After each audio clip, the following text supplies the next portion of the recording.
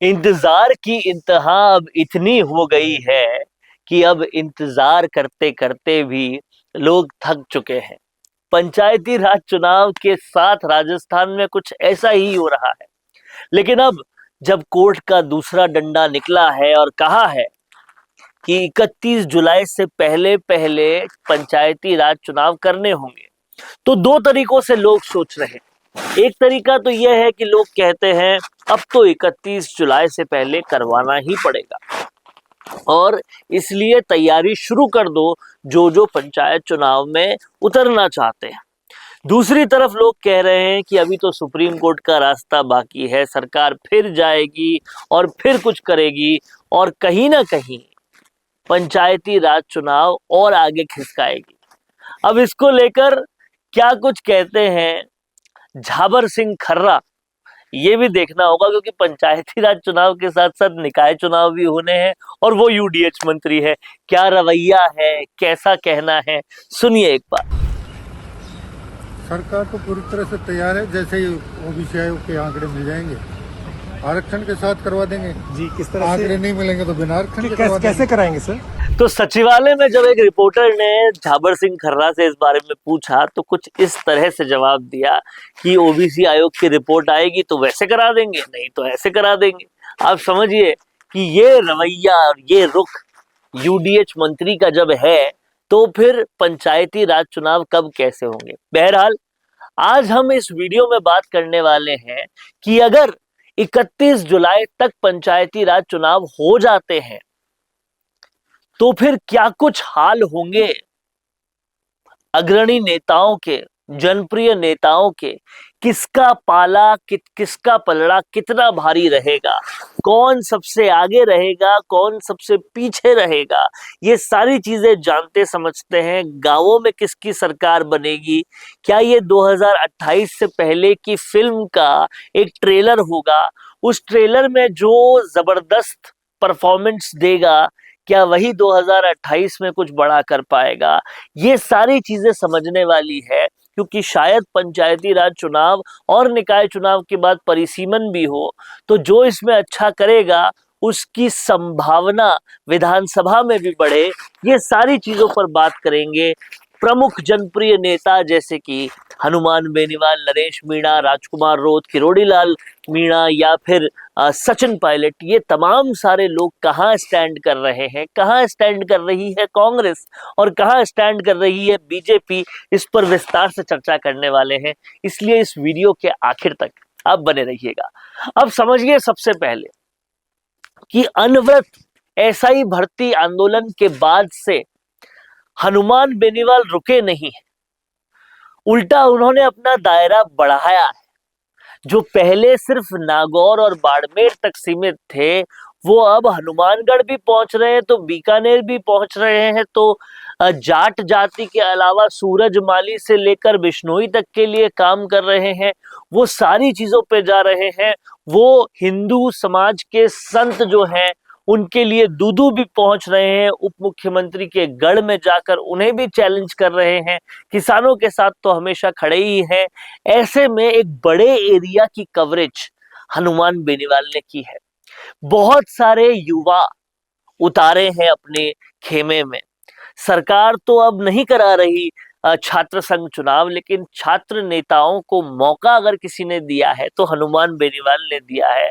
उनके लिए थान सिंह डोली खड़े हैं बाड़मेर से, श्रवण चौधरी खड़े हैं ओसिया से, और भी तमाम सारे इलाकों से कई सारे युवाओं की फौज खड़ी की है। तो लगातार आंदोलन, युवाओं की फौज, लगातार मुद्दों पर काम, लगातार पीड़ितों की सुनवाई, लगातार धरनों का कहीं ना कहीं आश्वासन मिलना, अधिकारियों का पहुंचना, ज्ञापन लेना, ये सारी चीजें हनुमान बेनीवाल को फायदा कराएगी।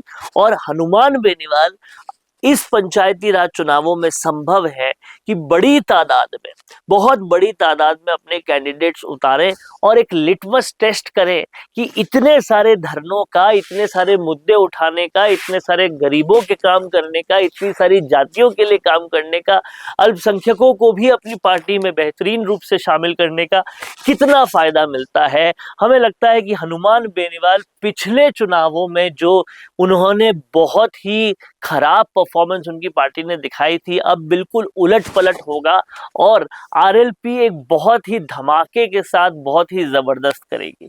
बात करें अगर सचिन पायलट की, तो सचिन पायलट का प्रभाव जहां जितना है उससे बढ़ा ही है।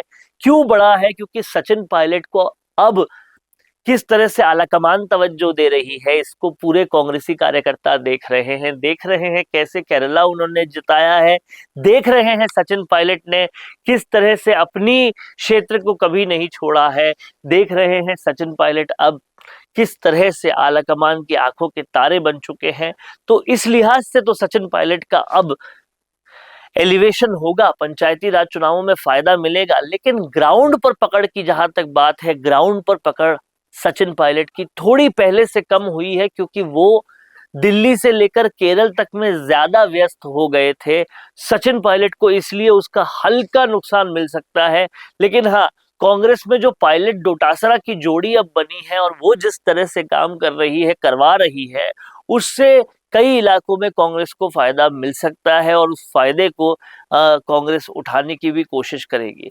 लेकिन जहां तक बात करते हैं रविंद्र सिंह भाटी की, वो अपने कई समर्थकों को उतारेंगे और अगर वो कई समर्थकों को निर्दलीय उतारते हैं और वो जीतते हैं तो बाड़मेर जैसलमेर के क्षेत्र में वो अच्छा कंपटीशन दे सकते हैं। राजकुमार रोत इस बार वागड़ की धरती से बाहर भी निकलेंगे, वागड़ में तो कैंडिडेट्स खड़े करेंगे ही, बट जब भी मध्य प्रदेश में चुनाव होंगे वहां पर भी करेंगे। गुजरात में उन्होंने हाल ही में चुनाव में एक जीत दर्ज करी ही है।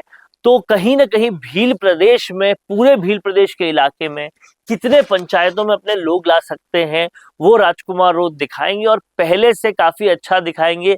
क्योंकि राजकुमार रोत के पार्टी के एक सदस्य पे भ्रष्टाचार का आरोप जरूर लगा था, लेकिन उसके बाद एक अखबार के स्टिंग ऑपरेशन में कई सारे और विधायक भी पकड़े गए। तो कहीं ना कहीं राजकुमार रोत पे जो आरोप थे वो कम हुए हैं। और दूसरी तरफ जिस तरह से आदिवासियों के साथ अत्याचार हो रहा है, तो आदिवासी जनता अब काफी डरी हुई है और वो आदिवासियों के लिए सबसे ज्यादा काम करने वाले शख्स को सबसे ज्यादा तवज्जो देगी। तो आदिवासियों में इनकी पकड़ भी और अच्छी हो सकती है। सत्ता की अगर बात करें तो सत्ता यहाँ पे नुकसान झेल सकती है, क्योंकि कहीं ना कहीं जिस तरह से कई बांधों के मुद्दे हो रहे हैं, पांचना बांध से लेकर आप देखिए जो और दूसरे बांध हैं जो ईआरसीपी प्रोजेक्ट के अंदर आ रहे हैं, वो सारे बांधों के कारण लोग काफी परेशान हैं।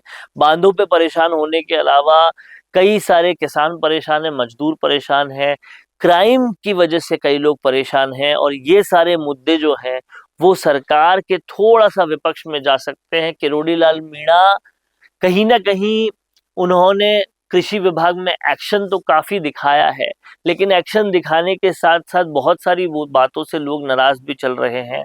लोग ये समझते भी हैं कि भाजपा ने अगर किसी भी एक विधायक के 4 परिवार वालों को इलेक्शन में खड़े होने दिया है, खुद किरोड़ी लाल मीणा, उनकी पत्नी, उनके भाई, उनके भतीजे, तो वो किरोड़ी लाल मीणा है। और ऐसे में किरोड़ी लाल मीणा को जब वहां सफलता नहीं मिली तो अभी तक सरकार ने उन्हें कोई खास विभाग नहीं दिया, तो उसका गुस्सा भी उतर सकता है। हालांकि इससे पहले अगर मंत्रिमंडल फेरबदल हो जाए और किरोड़ी को प्रमोट कर दे तो चुनाव के रिजल्ट थोड़े भाजपा के और ज्यादा पक्ष में भी आ सकते हैं। तो ये सारा कहानी और ये सारा माहौल रहने वाला है अगर 31 जुलाई से पहले पंचायती राज चुनाव होते हैं तो। क्या कुछ सोचना है आपका, क्या कुछ कहना है आपका, कमेंट बॉक्स में जरूर लिखिएगा। देखते रहिएगा द फैक्ट इंडिया। रुकिए और जरा ध्यान से सुनिए। क्या आप हमारी इन खबरों से अपने व्यापार को भी बढ़ाना चाहते हैं? तो आप भी खबरों के दौरान इस तरह के एलिमेंट्स पर अपना विज्ञापन दे सकते हैं, या फिर ऐसे खबर के 1 मिनट बाद अपना पूरा विज्ञापन डलवाएं, जो कि 8 लाख से ज्यादा सब्सक्राइबर्स और फॉलोअर्स वाले द फैक्ट इंडिया चैनल्स और पेजेस से राजस्थान के कोने कोने में पहुंचेगा और इससे आपका व्यापार, ब्रांड सब कुछ बढ़ेगा।